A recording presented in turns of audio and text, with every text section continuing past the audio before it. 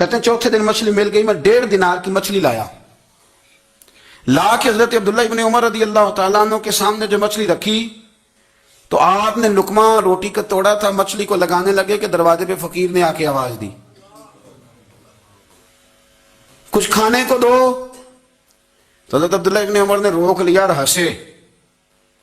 کئی دفعہ دے ہم بھی دیتے ہیں پر ہمارا چہرہ دیکھنے والا ہوتا ہے، اتنے ہم غصے میں ہوتے ہیں، دے دیتے ہیں، لیکن جو سلوٹیں ہوتی ہیں نا چہرے والی وہ گنی نہیں جاتی۔ ہنسے، فرمایا دیکھو میرا اللہ کتنا کریم ہے، وہ مجھے بچانا چاہتا ہے، اٹھا بار دیا جا کے۔ تو خادم اب حکم کا پابند تھا، وہ لیت اللہ تو کر نہیں سکتا تھا، وہ گیا اور جا کے دے آیا۔ فقیر جب سارے محلے سے آٹا اکٹھا کر لیتے ہیں تو پھر ایک جگہ جا کے بیچتے بھی ہیں۔ دے آیا، وہ 2 گلیاں آگے گزرا تو میں پیچھے دوڑا گیا، میں نے کہا سچ بتا کھانی ہے کہ بیچنی ہے؟ وہ کہنے لگا جو بھی سبب لگ جائے کر جاؤں گا، آپ نے دے جو دی ہے۔ تو کہتا ہے میں نے اسے کہا کہ یہ 1.5 دینار کی میں نے خریدی تھی، اگر تو 2 دینار کی مجھے بیچ دے تو آج کل مچھلی مدینے میں مل نہیں رہی تو میں اپنے آقا کو دے دوں گا، وہ یہی کھائیں گے، بیمار ہیں۔ تو کہنے لگا جی بسم اللہ، مجھے کیا اعتراض ہے، 2 دینار مل رہے ہیں، 1.5 کی مچھلی، اور 1.5 کی بھی کسی نے نہیں خریدنی تھی، اب تو پک گئی۔ فرماتے میں نے 2 دینار اس کو تھمائے، وہ مچھلی اس سے خریدی اور خرید کر کے میں لایا، لا کے حضرت عبداللہ ابن عمر کے سامنے دوبارہ رکھی تو فرمایا یہ کیسے آ گئی؟ میں نے کہا حضور 1.5 کی خریدی تھی اور پھر فقیر کو دے دی، اب اسی سے میں 2 دینار کی خرید کے لایا ہوں، آپ قبول فرمائیں۔ تو فرمانے لگے تم نے اچھا نہیں کیا، اب اس طرح کرو 2 دینار بھی اسے دیا اور مچھلی بھی واپس دیا۔ عرض کی حضور کیوں؟ فرمایا تم نے قرآن نہیں پڑھا؟ حضور پڑھا ہے۔ فرمایا رب فرماتا ہے لن تنالوا البر حتى تنفقوا مما تحبون، تم بھلائی کو اس وقت پہنچو گے جب اپنی پیاری چیز راہ خدا میں خرچ کرو گے۔ امام غزالی نے لکھا ہے، فرمانے لگے دیا تو وہ حضرت نافع کہتے ہیں میں دینے گیا، دے کے واپس آیا تو کچھ پریشان تھا کیونکہ مجھے بھی 4 دن ہو گئے تھے نا تلاش کرتے، تھوڑی تھوڑی طبیعت میں مایوسی تھی کہ اتنی محنت سے میں نے لایا اور آپ نے واپس کر دی۔ تو حضرت عبداللہ ابن عمر نے مجھے قریب بٹھایا، پھر مجھے تھپکی دی، فرمانے لگے پتر میں نے ویسے بھی کبھی جھوٹ نہیں بولا اور آج کل تو میں ویسے ہی بیمار ہوں، ٹائم ہی نہیں، وقت ہی نہیں، موقع ہی نہیں جھوٹ بولنے کا، میں تجھے سچ بتاؤں مجھے مچھلی کھا کے اتنا سکون نہیں ہونا تھا جتنی اللہ کے راستے میں خیرات کھا کے مجھے سکون ہوا۔ تو تجھے تو میری راحت سے غرض ہے نا کہ مجھے راحت کیسے ہوتی ہے، تو مجھے سکون ملا ہے راہ خدا میں دے، میں نفسانی خواہش پوری کر لیتا تو یہ میرا نفس کل پھر مجھ سے مچھلی مانگتا، پرسوں کہتا نہیں چھوٹے گوشت کی یخنی بھی چاہیے۔ ہم لوگ الجھ گئے ہیں، بہت بڑے قیدی ہیں اپنے آپ کے، بڑے قیدی ہیں، سارا دن اپنی خواہشات کی تکمیل میں بھاگے رہتے ہیں، بڑے بڑے سونے نوجوان۔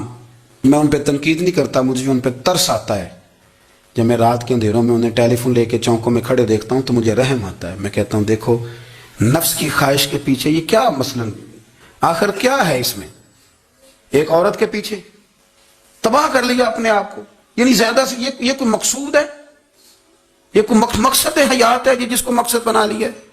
میرے عزیز بات کو سمجھ لیں، اتنا خوبصورت آدمی ہے اور اتنا اس کا اونچا قد کاٹ ہے، اور کیا کس کے پیچھے یہ بھاگا ہوا ہے؟ بڑا سمجھدار، دانشور، عقل مند آدمی، ذی روح بندہ، لیکن اس کا سٹیٹس آپ یہ ملاحظہ کریں کہ وہ 20-40 ہزار کی خاطر جھوٹ بولتا ہے، دھوکہ دیتا ہے، فریب اور فراڈ کرتا ہے۔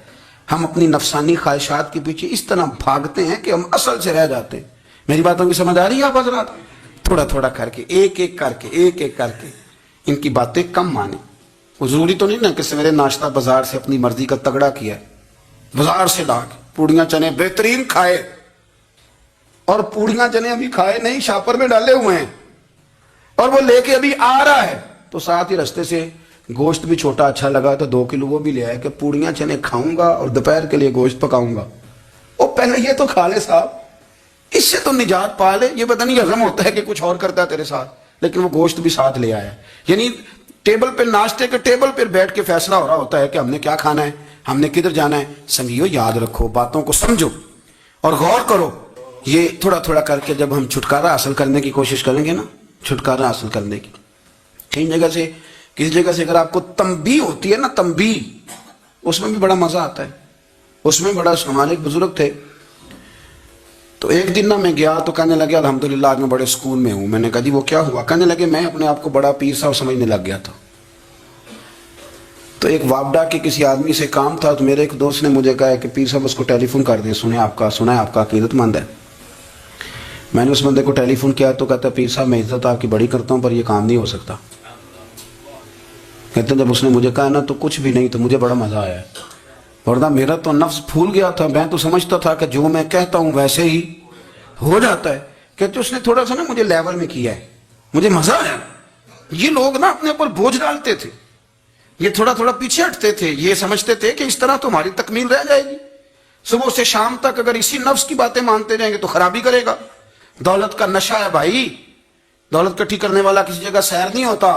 حسن کا نشہ ہے، حسن کا نشہ ہے. حضرت ابو بکر شبلی رحمۃ اللہ علیہ فرمایا کرتے تھے جو تیری بیٹی کو خوبصورت سمجھ کے اس کے ساتھ نکاح کرنا چاہے اسے بیٹی نہ دینا. حضرت جی کیوں؟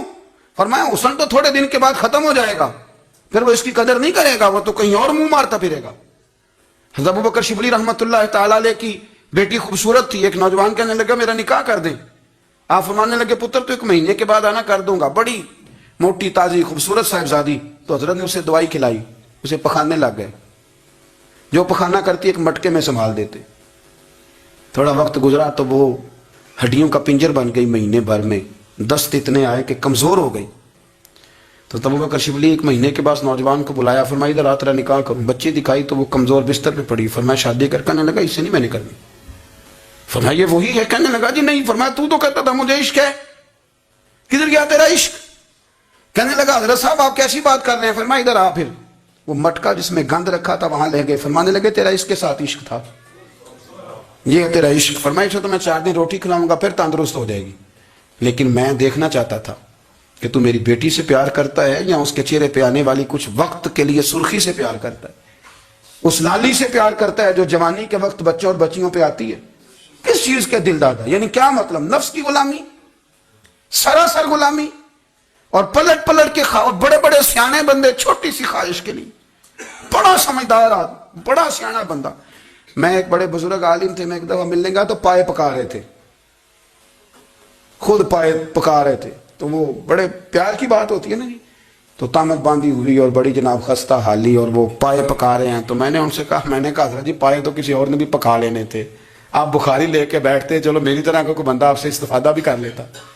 اب پائے آپ لائیں گے، پھر پکائیں گے، پھر آپ کھائیں گے، تو یہ تو 24 گھنٹے آپ کسی کام میں گزر جائیں گے.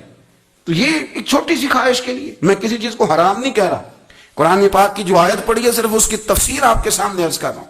ہماری خواہشات ماں پالتی ہے، آپ کو نہیں پتا کتنے دکھ سہتی ہے. میں ان ماؤں کو جانتا ہوں جو بیٹے کے حصوں کی مار بھی اس کے ابے سے کھاتی ہیں، مار کھاتی ہیں وہ. ایک خاتون ہے، ایک کان سے سنتا نہیں، میرے پاس ایک دفعہ آئی، کہنے لگی 60 لگ گئی سی، کوئی دعا کر دیں. کیا کوئی وظیفہ پر ڈاکٹر کہتے ہیں ٹھیک نہیں ہو سکتے. میں نے کہا باجی صحیح بتاؤ مسئلہ کیا ہے؟ کہنے نہیں کچھ بھی نہیں، مسئلہ کیا ہونا ہے، پتر غلط نکل آیا ہے، اس کا باپ روز مارتا ہے. میں آگے گئی ہوں تو اس نے ایک تھپڑ میرے کان پہ مار دیے، پردہ پھٹ گیا. مائیں مار کھاتی ہیں، لیکن وہ پتر جس کو بڑی محنت سے پالا ہے وہ جوان ہوتا ہے تو اماں سے کہتا ہے تجھے چھوڑ دینا ہے، پر جس لڑکی سے میرا ٹیلی فون پہ رابطہ ہے اسے نہیں میں نے چھوڑنا، وہ نہیں چھوڑ سکتی. ہر شے کچل جاتا ہے وہ. اماں کبھی بلیٹ کے رات کو سوچتی ہے کہ یہ تو میری کل کمائی تھی، میں تو آج بھی اس کے حصے کے تھپڑ اپنی گالوں پہ برداشت کر رہی ہوں، تو یہ کدھر گیا؟ اردشیر نام کا بادشاہ تھا. حضرت محدث ابن الجوزی آج سے کچھ 700 سال پہلے لکھتے ہیں.